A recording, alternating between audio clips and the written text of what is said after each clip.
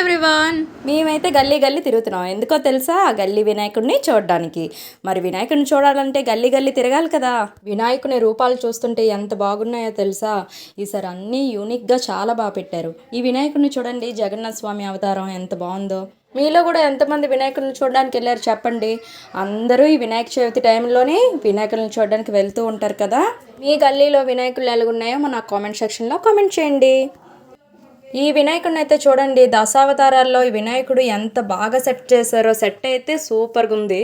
రామ అవతారం అని, కృష్ణ అవతారం అని, మత్స్య అవతారం అని, నరసింహస్వామి అవతారం అని దశావతారాల్లో దేవుణ్ణి సెట్లా వేశారు. మా భవానీపట్నంలో గల్లీ గల్లీ వినాయకుడిని అయితే మీకైతే చూపించేస్తున్నాను. మాతో పాటు మీరు కూడా చూసి ఎంజాయ్ చేయండి.